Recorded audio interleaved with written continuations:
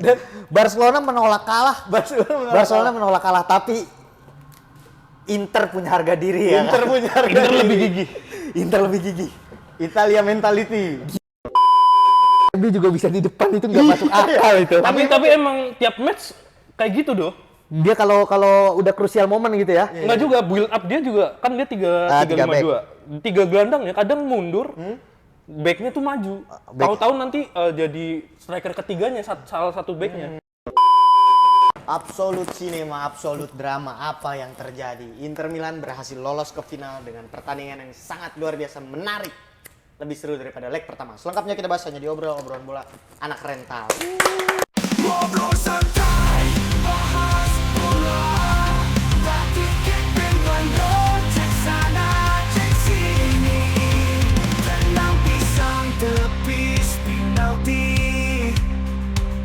cuma di obrolan semua happy. Ada Kiki Sawi Macanan Dorati, ngobrol sampai pagi, juga jadi gak perlu emosi. Yang penting hahaha. Gila,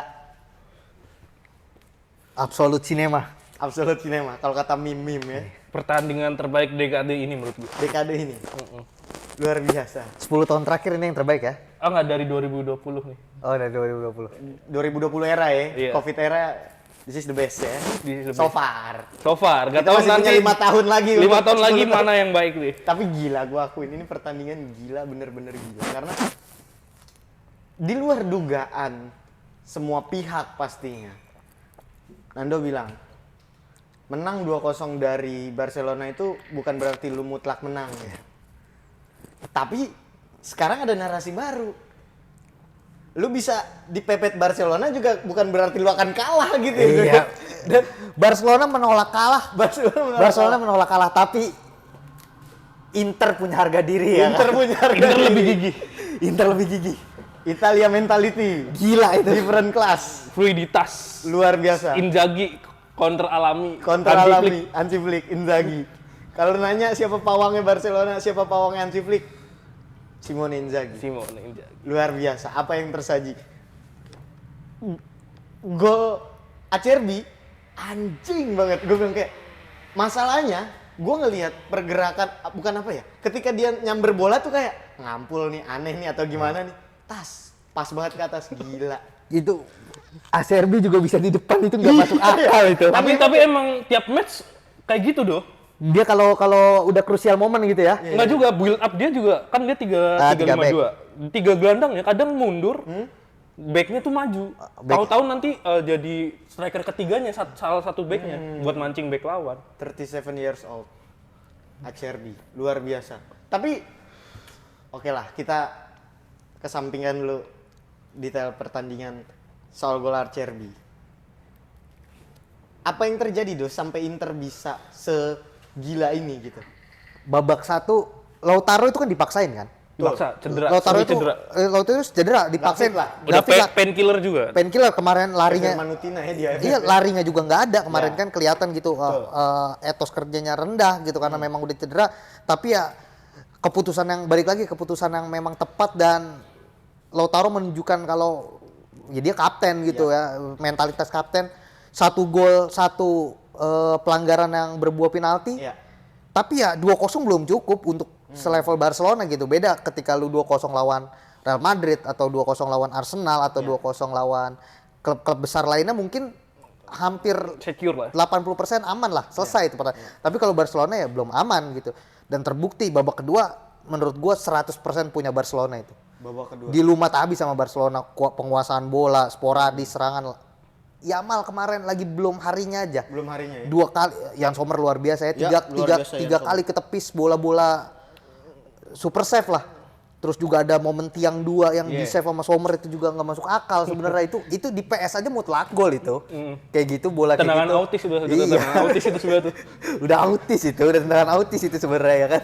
Cuma Konteksnya tendangan autis itu apa? dan autis itu dari sudut-sudut nggak masuk akal. Gak masuk akal dan 99% gol. Iya, jadi udah tendangan autis lah itu ya kan. di save loh Mas Omer, dan ya 3-2 rapinya 90 menit nggak 80 menit permainan nggak kelihatan, satu peluang langsung jadi gol, menunjukkan dia top player. Ya. Tapi ya itu ternyata belum cukup gitu. Dan ketika golnya Acerbi terjadi, ini momennya sama kayak golnya Ramos di final 2014 lawan 2004 ya. Atletico. Lawan Atletico. Setelah itu kan selesai udah. Iya.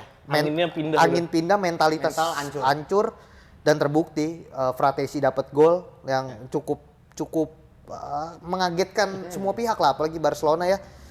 Tapi ya Barcelona mencoba untuk bangkit, tapi sayangnya kurang lah. Kurang fighting spiritnya juga mungkin masih ada, tapi secara stamina, secara mentalitas, secara pengalaman pemain, pengambilan keputusan. Nah di sini akhirnya terlihat titik lemah Lamine Yamal menurut gua. Apa itu? Childish. Dia nggak bisa disalahin, dia masih anak-anak gitu. Ketika udah mulai 17 tahun, ketika udah mulai kepepet waktu menipis, udah mulai hilang kepercayaan untuk mengoper, udah mulai hilang kepercayaan untuk bermain kombinasi. Nggak fokus lah ya. Semua mau dimakan sendiri, lewatin 1, lewatin 2, lewatin 3 syuting, lewatin 1, lewatin 2, lewatin 3, lewatin 4 syuting.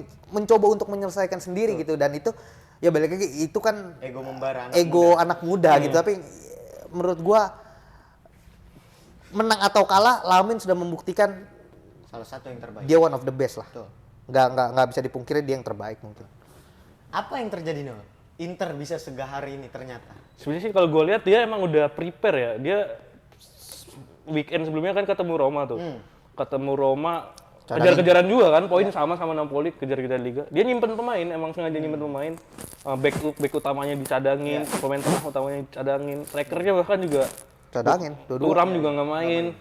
Ya emang dia udah prepare sih. Terus juga kalau gue lihat sih ego Hansi Flick-nya sih setelah unggul 3-2. Kenapa lu nggak main ini aja apa? Bertahan. Mik gua ternyata. Kenapa? Kenapa nggak lu main low block aja gitu? Dia masih maksa dengan egonya. Paling blunder apa? Menurut gua menit 89 ganti Ferran Torres sama Lewandowski. 90% pelatih akan ganti back. Ya. Udah lu nggak usah ganti striker, udah main bertahan. save aja, main save. Iya, low Cuman- block. Benar, gue setuju tuh. Lihat aja gol terakhir ini kan Kubarsi kalah duel. Iya. Posisi udah masih ya deket setengah lingkaran di lingkaran tengah lapangan kan. Lu kalah duel siapa Gerard Martin ya? Gerard Martin. Gerard Martin juga dongo juga itu. Dongo Udah itu. bilang, kita udah bahas Udah itu. bilang, udah gue bahas itu pemain Dongo juga bego itu itu. ke body sama Dumfries.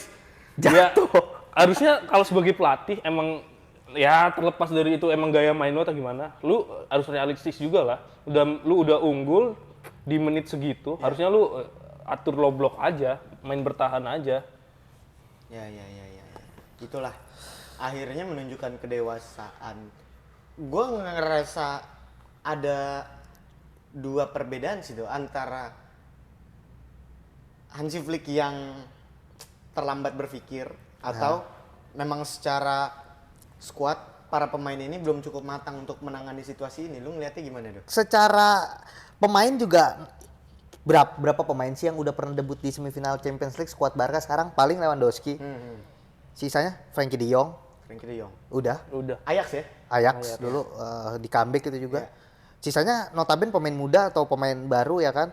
Dan tapi ya menurut gua cukup diperdebatkan, iya kenapa Hansi Flick nggak low block. Tapi kalau gue, sudut pandang gue adalah idealisme membuat lu kalah saat ini, tapi membuat lu menang 10 tahun ke depan. Oke. Apa yang lu pertaruhin sekarang mungkin nggak berhasil, menang, ya. tapi untuk 10 tahun ke depan, selama lu percaya One of the best ini tim. apa yang lu lakuin, menurut gue kalau kayak gini Barcelona cepat atau lambat dia akan juara juga. Panjang ya masa depannya. Iya. Masa depannya panjang ya. Karena dia bermain bukan cuma untuk menang, tapi untuk menang dan membuktikan kalau sepak bola yang gue buat, sepak bola yang gue bentuk adalah sepak bola terbaik versi gue. Iya. Apapun lawannya, siapapun lawannya,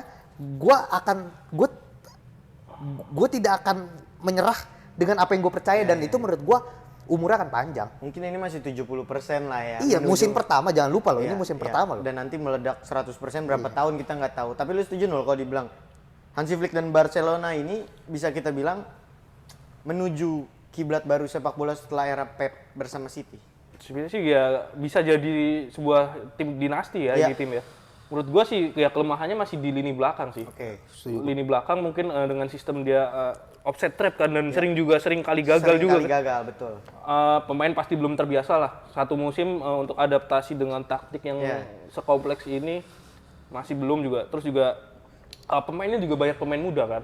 Ya. Pemain muda butuh jam terbang, pemahaman taktiknya juga belum maksimal lah. Gue sih ya 2-3 tahun lagi mungkin bakal dominasi sih. Dunia ya.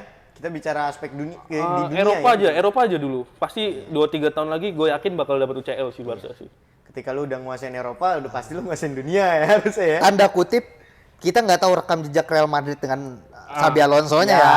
Ini kalau tiba-tiba switch, who knows gitu Nanti ya lah, kan? nanti juga kita Iya, bahas nanti Sama masih ini kita sih.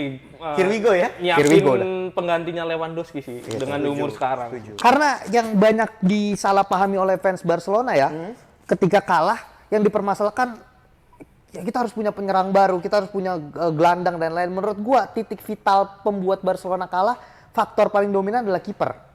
Untuk sepak bola yang dimainin Hansi Flick, lu nggak bisa pakai Szczęsny. Untuk build up itu kurang banget gitu. Ter Stegen juga yang udah bolak-balik cedera. Kalau Ter Stegen fit lagi, Menurut gua tetap kurang. nggak bisa lah karena udah terlalu sering track cederanya tuh terlalu panjang gitu. Memang Stoppernya juga Kita harus Iya kan? membangun itu dengan kebiasaan dan kiper muda yang memang on off dibuild susah. dengan build up gitu, yang memang cocok dengan Barcelona. Kalau dia punya kiper dan punya pelapis, datengin kiper dan 2-3 pemain wingback, center back, menurut gua akan lebih kokoh sih. Oke lah, kalau begitu selamat untuk Inter Milan dan semangat untuk Barcelona mencoba lagi karena gue yakin tahun depan at least mereka bisa juga ada di semifinal ini. Syukur-syukur ke final dan juara daripada Madrid terus ya kan. Oke, kalau gitu sampai bertemu lagi di obral episode selanjutnya, obrolan bola anak rental. Ngobrol